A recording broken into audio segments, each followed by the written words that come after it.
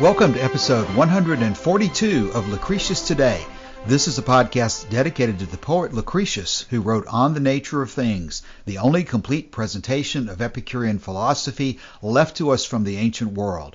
I'm your host Cassius, and together with our panelists from the EpicureanFriends.com forum, we'll walk you through the ancient Epicurean texts, and we'll discuss how Epicurean philosophy can apply to you today. We encourage you to study Epicurus for yourself, and we suggest the best place to start is the book Epicurus and His Philosophy by Canadian professor Norman DeWitt. If you find the Epicurean worldview attractive, we invite you to join us in the study of Epicurus at EpicureanFriends.com, where you'll find a discussion thread for each of our podcast episodes and many other topics.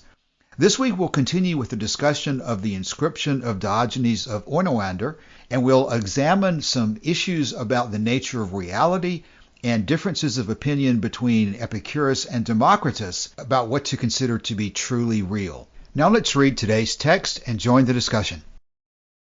Others do not explicitly stigmatize natural science as unnecessary, being ashamed to acknowledge this, but use another means of discarding it. For when they assert that things are inapprehensible, what else are they saying that there is no need for us to pursue natural science? After all, who will choose to seek what he can never find? Now, Aristotle and those who hold the same peripatetic views as Aristotle say that nothing is scientifically knowable because things are continually in flux, and on account of the rapidity of the flux, evade our apprehension.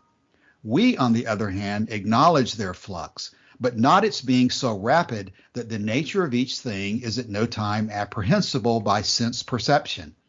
And indeed, in no way would the upholders of the view under discussion have been able to say, and this is just what they do maintain, that at one time this is white and this is black, while at another time neither this is white nor that black, if they had not had previous knowledge of the nature of both white and black. And as for the first bodies also called elements, which on the one hand have subsisted from the beginning and are indestructible, and on the other hand generate things, we shall explain what they are after we have demolished the theories of others. Well, Heraclitus of Ephesus identified fire as elemental, Thales of Miletus water, Diogenes of Apollonia and Anaximenes air, Empedocles of Acragas fire, and air and water and earth, Anaxagoras of Clazomena the homeomeres of each thing, and the Stoics matter and God. As for Democritus of Abdera, he did well to identify atoms as elemental, but since his conception of them was in some respects mistaken, he will be considered in the exposition of our theories. Now we shall bring charges against the said men, not out of contentiousness towards them, but because we wish the truth to be safeguarded, and we shall deal with Heraclitus first, since he has been placed first on our list. You're mistaken, Heraclitus, in saying that fire is elemental, for neither is it indestructible since we observe it being destroyed, nor can it generate things. Even Democritus erred in a matter unworthy of himself when he said that atoms alone among existing things have true reality, while everything else exists by convention. For according to your account, Democritus, it will be impossible for us even to live, let alone discover the truth, since we shall be unable to protect ourselves from either fire or slaughter or any other force. Okay, I have read the material today because we're missing one of our panel. Joshua is going to be out, and it'll be Calasini and Martin and myself for today. So that's the text, and without Joshua, we're not going to have nearly as interesting a podcast without his stories that he can add to these things. So we began the inscription last week with Diogenes of Oinanda explaining that he's nearing the end of his life and he wants to set out before everybody, including future generations, the important aspects of life as he sees it through Epicurean philosophy. And he is now turning to the details of what he wants to set out. He starts with the physics as best we can determine from reconstructing the sequence of the wall. And maybe I should say that before we even go any further. I was thinking this past week in getting ready for this episode how it's interesting to compare Diogenes of Oinanda and Lucretius in terms of these are people who lived hundreds of years after Epicurus. They've had many generations of people discussing Epicurean philosophy and writing about it in the years since Epicurus died. And it seems to me very significant to look at what they considered to be important to talk about and the sequence of things that they prioritized in discussing this with other people. Lucretius was writing, at least theoretically, only to one other person, but Diogenes of Oinanda is placing this in a public square for anybody to read. He's not addressing it to a group of philosophers in a school in Athens. He's addressing it to passerbys on the streets of his area of Oinoanda. So he's not considering these issues of science to be irrelevant to ordinary people. He's not considering them to be above the understanding of ordinary people. He's putting it out there that basically everybody of general intelligence ought to know these things and understand the basic aspects of how to approach life. And I should correct what I said a minute ago. He's not, in the first paragraph, fragment 5, he's not really talking about physics as much as he's talking about epistemology and the issue of whether knowledge is possible. And of course, we can relate that to what Diogenes Laertius says, is that the Epicureans tended to combine the discussion of epistemology and physics at the same time, which I think makes sense because you need to be talking about the objects of your knowledge and the process of knowledge pretty much at the same time if you're going to make any sense of the big picture, because you really can't have knowledge unless you have some kind of a process, unless you have an existence of some kind to gather it and process it. Knowledge just doesn't exist floating in the air. It only is something that real people can possess. So the very first thing, if we start in the sequence here, fragment 5, is again criticizing those who are saying that natural science is unnecessary. And even those who say it's unnecessary but who are ashamed to make that statement very clearly have another attack against it. And that's where he gets into this about the flux and how even Aristotle and the Peripatetics, in his view, were saying that the flux is so fast and so beyond our ability to appreciate things that nothing can ever be known with confidence. Yeah, I think this should be a misinterpretation of Aristotle, because Aristotle is one of the pioneers of systematic science. So that means that there may be some areas where Aristotle referred to the flux, making it difficult to or impossible to know certain things for sure. But he also provided so much of a base for science that I don't think that he saw this in all cases like that. Yes, that's a point that I've seen made many times, and I suspect that there's an important issue here that goes beyond the superficial aspect of it, because we consider Aristotle, as you said, to be someone who was a preeminent categorizer of things and studier of all sorts of aspects of the natural world.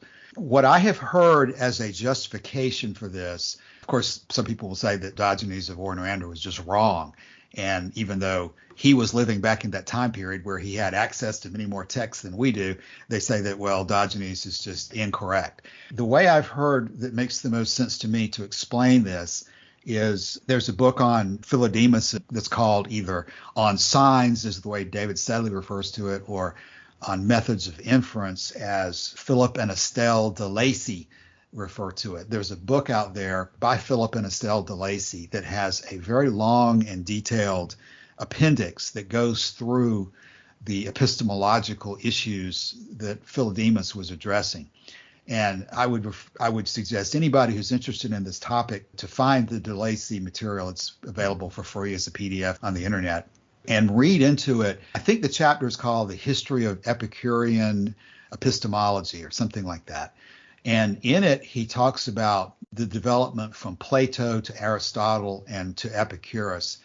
And again, de Lacy could be wrong, so nothing I'm saying here should be considered to be the last word. But what de Lacy says is that Aristotle had not totally broken free of the Platonic view of ideal forms. And de Lacy says that Aristotle's final position on knowledge was the senses were not sufficient to alone establish something as confidently known. De Lacy says that Aristotle's position was that, and there's a quote that I like to use, but de Lacy says that Aristotle's position was that unless you can reduce your opinion or your statement to a syllogism, unless you can put it into a form in which you are logically setting up the premise and the conclusion, and this is something we've discussed, Martin, before. DeLacy says that Aristotle says that that is the only source of knowledge, that ultimately everything that you validate through your senses is not something you can be confident of unless you can then produce a syllogism from the observations. And if that's the case, if DeLacy is correct, I can see why Diogenes of Oinanda would make this statement here. Because Diogenes of Oinanda and the Epicureans are radically pro-senses, but they really do base everything on the reliability of the senses. And they do not admit the necessity of a logical syllogistic validation to the senses. There's really interesting material in Diogenes Laertius about that in terms of whether logic is a part of the canon of truth and what is the relationship between logic and Epicurean epistemology. That's beyond the scope of what we can attempt to drill into too far today. But if somebody were really interested in pursuing why he might have said that, that's the direction I would suggest. Because, of course, the second sentence here, not the part that refers to Aristotle, but the part that says that these people are alleging that there's no way to know anything. But on the other hand, they say that there's a difference between white and black. So therefore, they're being inconsistent. If you can identify a difference between white and black, then you've got some confidence in something somewhere. And that is the same argument that Lucretius makes. I believe it's book 4, when he talks about those people who say that knowledge is impossible, and says that I won't even argue with such a person like that because they're alleging that knowledge is impossible, but that is itself a claim of knowledge which is inconsistent. If they're confident that knowledge is impossible, then they're confident of something, and by their own argument, you shouldn't be confident of anything. So this is very similar to the argument that's in book 4 of Lucretius, but Lucretius does not pin this on Aristotle. Coming back again to this thing there that it has to be reducible to a syllogism. And if we as Epicureans have sensory input and we try to find out what it actually means, because we know that our opinion on this, that means our interpretation, what it means, can be wrong. So, and what we do then is that we establish actually a system of a whole system of complicated syllogisms to then come to a reasonable degree of certainty on what the sensory input means. So in that sense, even Epicureans will use the syllogism. So that's why I don't really understand what Aristotle means there with reducing it back to a syllogism. Because if you reduce it back to something what is plainly in logic, but basing it on something what is only there within logic with some assumption like a metaphysical theory or something like this, then it has, again, no meaning, because then you could have gotten that one without the sensory input, and that doesn't make sense. I think that's exactly the direction this argument goes, Martin. And I know I'm not qualified to get into the meat of it. I think you probably are much more qualified than I am. I really do see this as an area of future research and future writing from people who are really trying to understand Epicurus. This issue needs to be explored and fleshed out a lot better than it has in recent years. It's obviously of extreme interest. Diogenes of Oinanda is talking about it. Lucretius is talking about it. Diogenes Laertius includes significant material on it. And Philodemus is basically writing apparently a whole book on the issue. So there's a huge question here that seems to evade us a little bit because we look at things so practically. But I gather that the direction of the concern is just what you said a moment ago, is it doesn't make sense to try to construct syllogisms without connecting them to reality. I think we would presume that anybody who's going to suggest that anything is true syllogistically is going to have evidence of the senses to support it. I think, though, that that's the issue, is that there are people who wish to reach conclusions based on syllogisms without feeling the need to attach them to the evidence of the senses, or perhaps the evidence of the feelings and anticipations as well, since that's part of the Epicurean canon. I do think this is a really important issue. It's not something that interests everybody, but it clearly was a huge interest of the ancient Epicureans. And there's something here. The Epicureans would not be writing about this as intensely as they were if there's not something important going on. And it's interesting how we don't even really seem to see the issue anymore. But no doubt there was an issue there, and it probably still is there if we begin to understand why. And of course, it bleeds into this whole issue of skepticism as well. Pyrrho is reputed to have been a radical skeptic, and it's an article of faith of a lot of people nowadays, too, that it's impossible to know anything, that any claim of any kind of knowledge whatsoever is immediately suspicious and should be doubted. And there's got to be a line between what it makes sense to doubt and what it makes sense not to doubt. And of course, when you start talking about Epicurean philosophy as a reaction against supernatural religion and false ideas of other kind, I think it's obvious that this is a hugely important area. You've got to have an understanding of rules of evidence, almost like a courtroom, as to decide what you're going to consider to be a valid argument and what you're not going to consider to be a valid argument.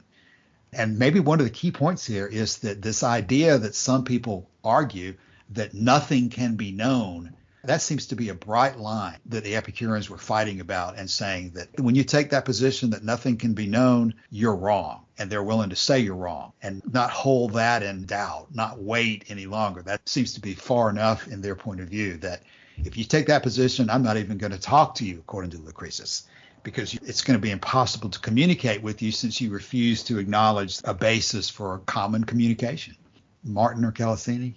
I like what you said, that the Epicureans were standing up against the idea when people said nothing can be known, that Epicureans were taking a stand and saying that that's not correct. So that's where I am. Yeah, that's one of the issues in Diogenes Laertius. If I had to rank the issues of contentiousness that we've discussed over the years on Facebook and in our group that comes up, maybe number one is determinism and the issue of whether there's any kind of agency or, quote, free will, unquote, or not, because there are people who really take firm position on that there is no such thing as agency or free will. And then right in there with determinism as being an issue of controversy is this issue of knowledge and skepticism, because you do have many people who are very emotionally invested on the idea that nothing can be known with certainty. And clearly Epicurus is not taking the position that everything can be known with certainty, but he is taking the position that some things can be. And that line between what can be known and what is impossible to know is obviously going to be of great interest to many people. And that's what needs to be further pursued. And maybe we should continue on to fragment 6. And this is probably an example that we don't maybe need to go into each one of these theories that these other people were arguing about. But also, as in Lucretius, I think that's in book 1 of Lucretius, the Epicureans took significant time to criticize other positions that other philosophers had taken. They even included Democritus within that, as we see here. But Heraclitus comes in for a lot of fire. And that's not intended to be a pun. But Heraclitus took the position that everything is fire, ultimately. And then he lists these other philosophers who took different positions. Some said water was fundamental. Some said air. Some said fire, air, water, and earth.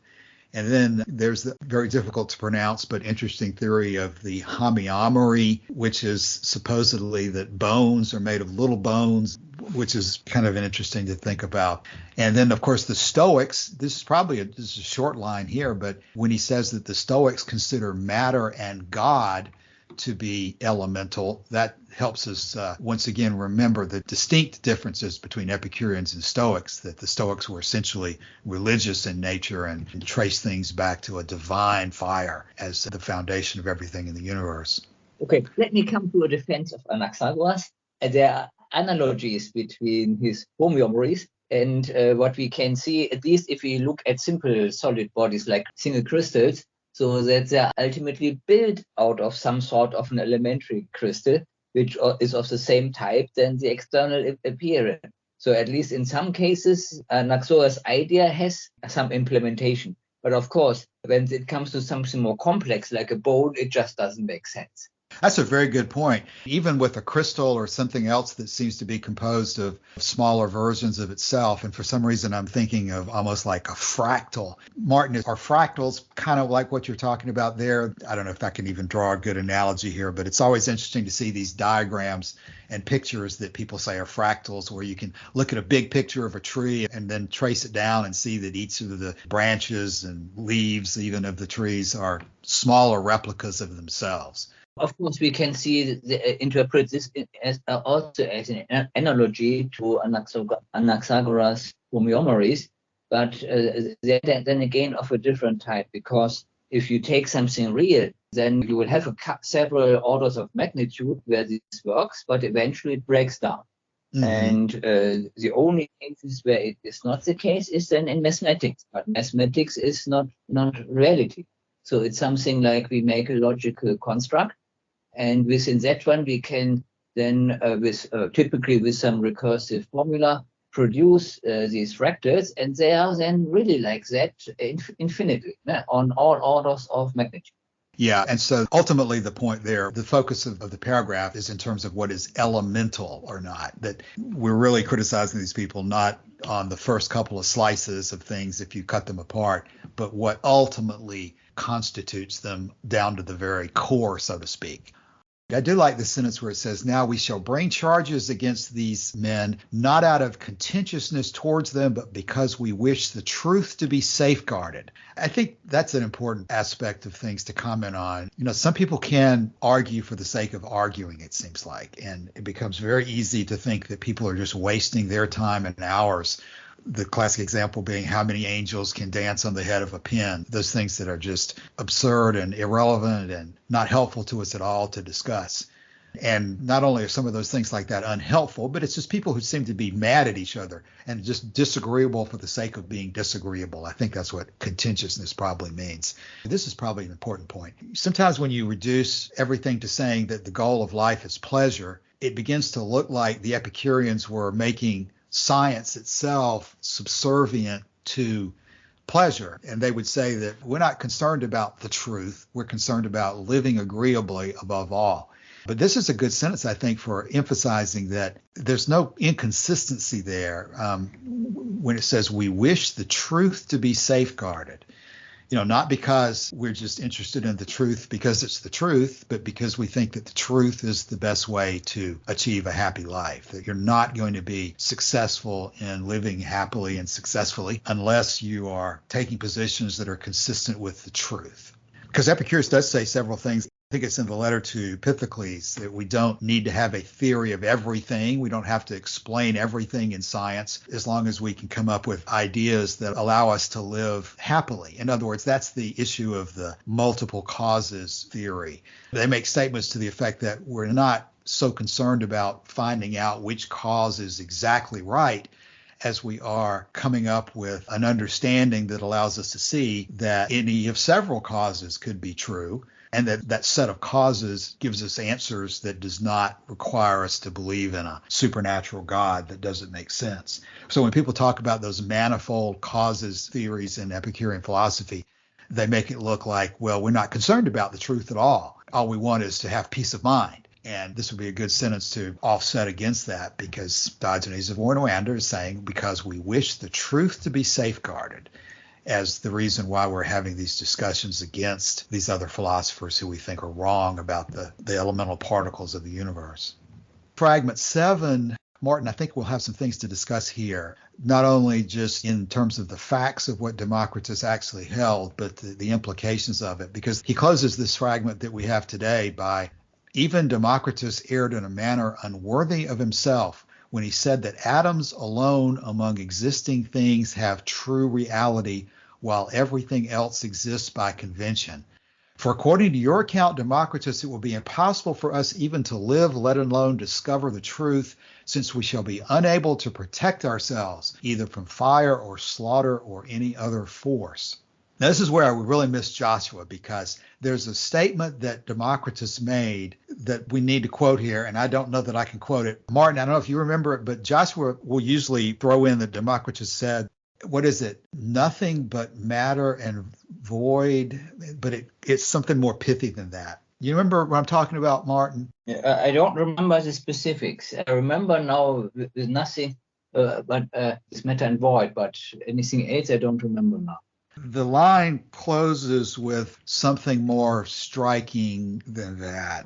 It includes something else that implies that nothing else is real. The thrust of it is he was saying that nothing is real but atoms and void alone, with the implication that Martin is not real, because the only thing that's real is the atoms and void that make up Martin. And so we should consider Martin or Calasini or me to be unreal because we're not atoms. We're made of atoms and void, but we're not just those. We're something more than that. This issue of emergent properties and so forth, whether we should consider those to be real or not.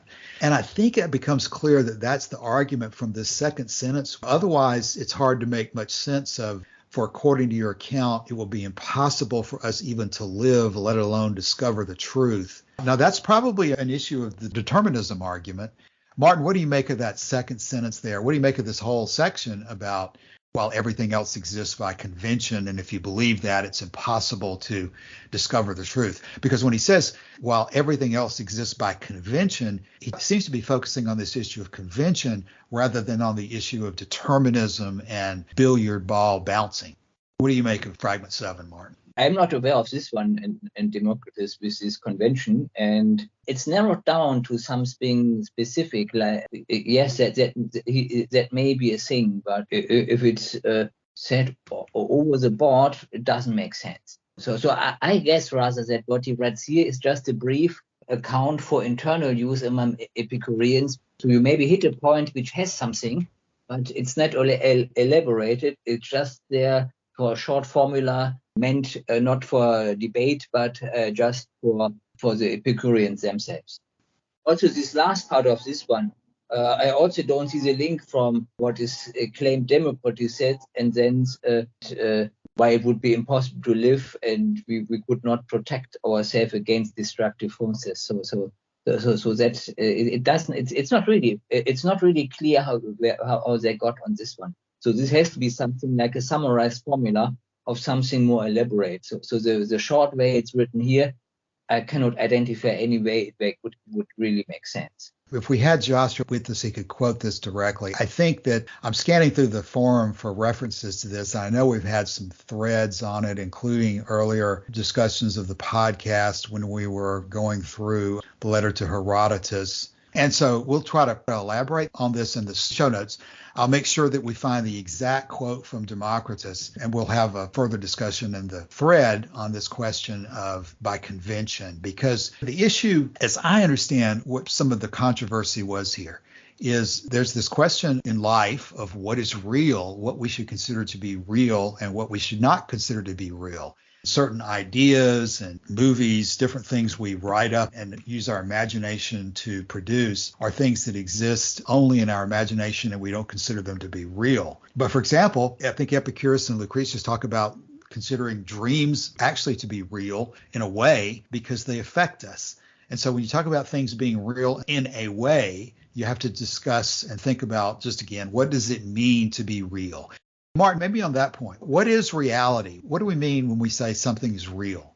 Yeah, the assumption is that there is some sort of objective reality, and that with our senses and correct preconceptions, we can be able to say something what is adequate to describe this reality. Okay, let me ask you this question. When we say that something is real, does that mean that in order to be real, it must physically exist? Are ideas real? Yeah, I mean, their ideas do not just float around there by themselves. It's at least one human, and if it's communicated, it's at least two humans who have it then as excitation state in their brain. So, and in that way, they have objective reality. Or just if they write a book, if Epicurus writes his books on nature, or Lucretius writes his poem and he writes it down and publishes it, I think most people would agree that the poem of Lucretius is real. It's not imaginary. It exists in book form. It exists in discussions for 2,000 years now. It certainly has a type of reality to it. And so in the end of the first sentence here, which I think is the key, when he says that atoms alone among existing things have true reality, while everything else exists by convention. When I read the word convention, I'm thinking he means that it's something that's in the minds of men. Convention meaning communication and mental activity. Martin was discussing sort of the electrical activity of the brain. So that in other words, if that really was Democritus's position, he would not consider Epicurus to be real. he would not consider Epicurus to have had true reality, according to this wording. He's alleging that Democritus took the position that the only thing that is truly real are the atoms and the void. Everything else exists by convention. And I think we can see parallels to this in philosophies and positions that people take even today, that what our brains tell us in our minds is real is not real, and that really our minds are just processing different things, but that the only thing that's truly real is a flux of atoms and void moving around through space, that nothing else has true reality. What about that aspect, Martin, in terms of considering what is truly real? What does saying truly real add to real? Yeah, this is something it uses a term which is even less likely to be useful on this level, because the truth these ancients have been talking about, even what Epicurus talks as truth, that might not even exist. And it's irrelevant, because what we need is models which fit reality. And whether these models are true doesn't really make sense. Often the question wouldn't make sense, because the model can be so far off in some way from the appearance that it wouldn't even make sense. This is true, no? But it works, and that's enough. And what we can then maybe construct, if we have a complex model that works under all types of circumstances, then we can claim some truths of the model. But again, the truth is only this trivial kind of truth the model works. It's true that the model works, no? and not really truth of the model. So, and that means if you add this sort of no more really existing truth, it doesn't add anything to real or not real. And when you say, Martin, that the model works, what do you mean by saying that the model works? We can make predictions with it. So we can, based on this one, if we have sufficiently complete input, or if we even can control variables which we apply to a system, then we can predict what the result is. And that means the model works. You can predict it, which is another way of saying that would be is that the results of your experiments are repeatable. Yes. If you do the same thing under the same or similar conditions, you will expect the same results. Mm-hmm. But in terms of whether theories of supernatural religion are true or not, you can construct all sorts of arguments within their parameters, all sorts of syllogisms, all sorts of conceptions that certain religious people will argue works because it's consistent within itself, and within those people who believe it, it leads them to some form of happiness anyway. So the advocates of religion would probably say that supernatural religion works as a method of organizing life. But I think Epicurus himself would have said that that doesn't make it true, because the standard of whether something is true or not is not necessarily whether it works for our happiness, but what is the evidence of it? Does it have evidence to support it beyond our desire for it to be workable? The whole Epicurean theory of there not being any life after death does not necessarily always lead to comfort and happiness in people. As Lucretius says, it's kind of bitter for a lot of people to think about, at least when they first start thinking about it. But Epicurus pursues it anyway because he thinks it's true, and because he thinks that in the end it does lead to a happier existence. But this relationship between what's true and real and what's truly real, and that's the Pontius Pilate question to Jesus, what is truth, is very important. And again, I think we have to explore this question of what is meant here by saying that everything else exists by convention. And if indeed that means that it exists by agreement of men, of humans, that we think something is true, then I can see why Epicurus is really hitting hard on this particular point. Because what is that cliche about? Reality doesn't care about your feelings or something like that. And there's another cliche too. Everybody gets their own opinions, but not their own facts, or something like that. You recognize that one? But it's also said differently. That one I know. Everybody is entitled to his own opinion, but not to his own facts. So the implication of that statement is that there's a difference between opinion and facts, and that opinions don't equate to facts. And if they don't equate to facts, then you have to determine, well, what is a fact? And how are you going to determine what is a fact and what is not a fact? And that gets back to the issue that we started the podcast on today, those people who say that there are no facts, that nothing can be verified. And maybe that's a good place to kind of begin to draw the episode to a close today on that point. Epicurus takes the position that certain things in life can be factually established and that you can have confidence in them. And that is a very major difference between the position taken by skeptics. Epicurus even considered Plato a skeptic from that point of view. Anybody who alleges that the senses are not sufficient to validate reality is ultimately saying that reality cannot be validated because there is no way to validate anything other than through the evidence of the senses. So also to get back to a point brought up earlier in the discussion, I think it's extremely interesting for us to, when we think about Epicurean philosophy and applying it to ourselves and talking about it to other people, it's extremely useful to go back to the examples we have from the ancient world about people who did the same thing, who wanted to put out there to other people a statement of what the most important aspects of the philosophy are that people need to understand in order to live successfully. And it's uniform among the ancient proponents of Epicurean philosophy that they did not simply start with the conclusion that we should all be happy. They didn't start with the conclusion that we should all be happy, we should all pursue pleasure. They first conducted an analysis of the way things are, the analysis of the universe as a whole, to come up with a true picture and a true justification, at least from their point of view, about what their conclusion will be. They don't just presume that it's right to pursue happiness. They don't just presume that it's right to pursue pleasure. They were confronted by all sorts of other philosophies and religions that said that there are other things besides pleasure that are much more important. There's virtue, and there's just doing what God wants you to do. So you don't just start at the end point of pursuing pleasure. You start at the beginning of analyzing, well, what is the right way to live? And what the pattern was that the ancient Epicureans established was to generally start with this question of physics and epistemology. And you can take them separately or you can take them together. Epicureans thought that it made sense to take them together. You start out by thinking about what is the nature of the universe and whether there's a supernatural God, and come to a position about whether there's life after death. And in analyzing those questions, you have to decide what evidence are you going to accept, what types of reasoning and types of logic are you going to accept, and what types are you going to reject? And are you going to be able to come to conclusions without any kind of evidence on a subject, or do you have to wait and put those in a category of things that are uncertain? And you have to examine the question of, are there categories? Are there things that are certain and uncertain, or is everything uncertain? Nobody, I think, seriously would take the position that Epicurus thought that everything could be reduced to certainty, but he certainly thought that there are many important things that can be answered with certainty. And so here in the second episode of our discussion of Diogenes of Oinanda, before we get to the issues of virtue and pleasure and happiness, we're starting out with this foundation of examining the question of, is having confidence in anything possible? And if it is, how do we have an understanding of what things we can be confident about and which things we can't? Okay, so with that as sort of a summary of what we did today, Martin, do you have any closing thoughts?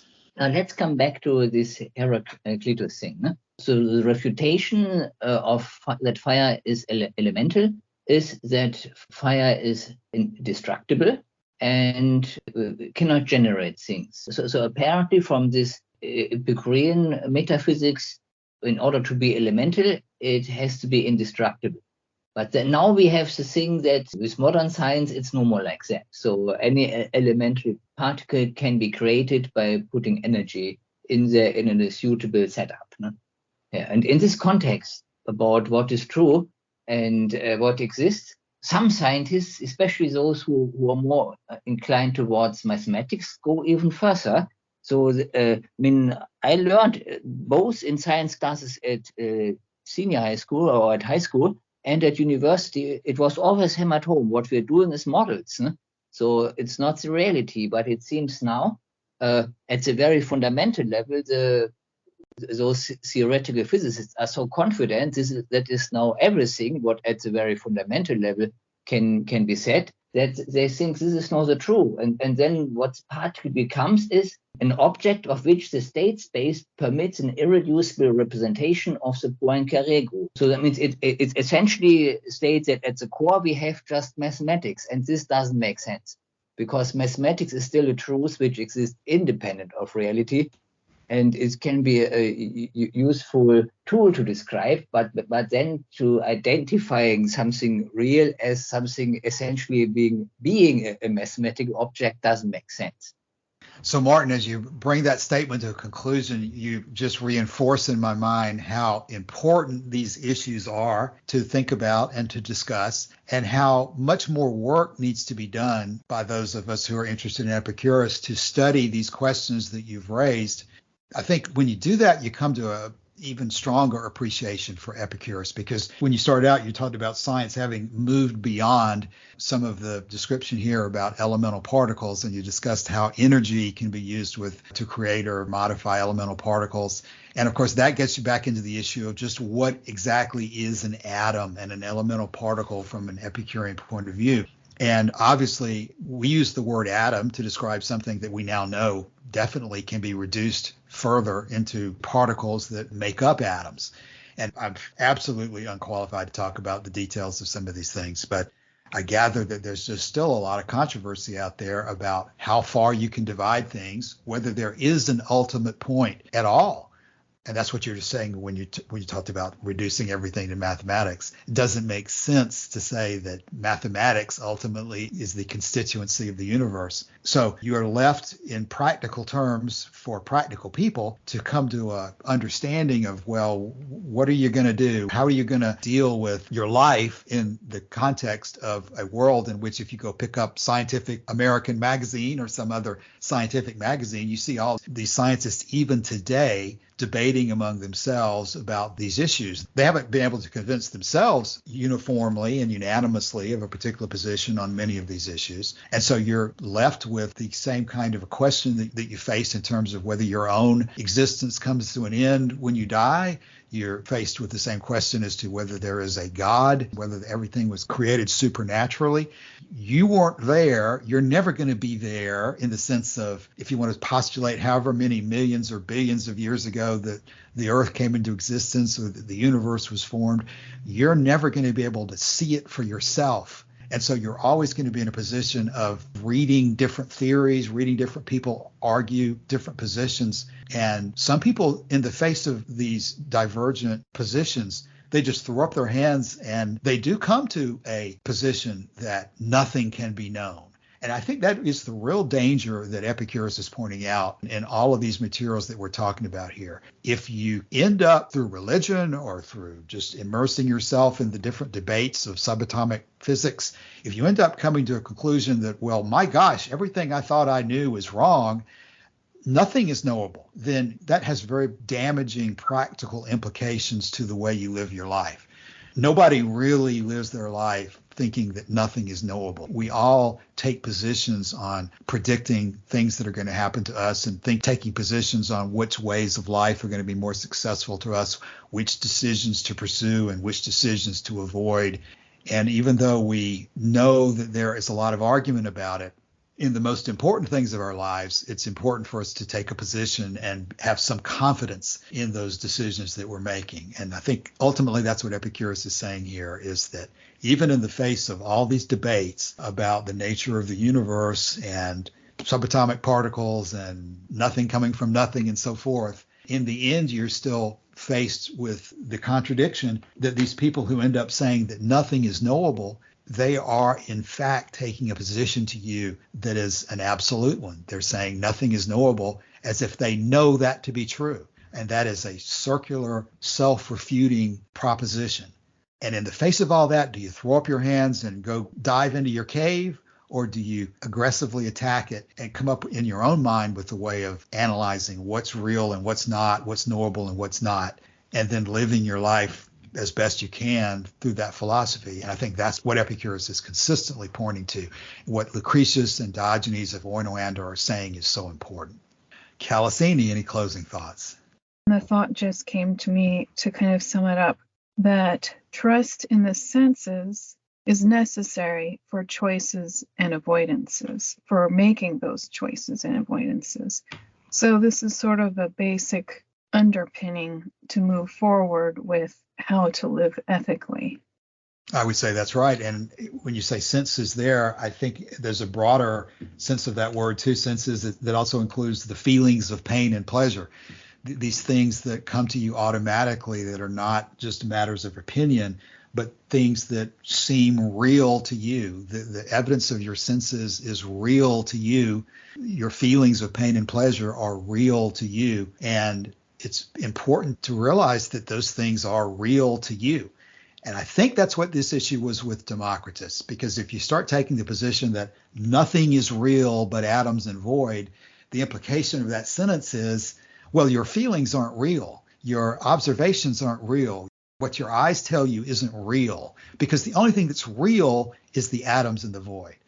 I think that's the issue that Epicurus was having with Democritus and people who are radical skeptics. And even if Diogenes of Oinanda is right, even Aristotle and certainly Plato, anybody who takes the position that the senses cannot be trusted to help you determine reality is saying that you have no ability to know reality. And if you have no ability to know reality, then you have no ability to know anything. Is the chain of reasoning the slippery slope that leads to? And so I think Epicurus thinks at the very beginning it's important to establish the danger of that, the error of that, and give us a alternative that makes sense and that allows us to be, as Joshua was quoting last week, makes him the master builder of human happiness. Okay, well, let's close for the day then. I appreciate you guys being here, and hopefully Josh will be back with us next week, and we will continue with another episode on Diogenes of Oinanda. So thanks, and we'll see you next week. Thanks, everybody.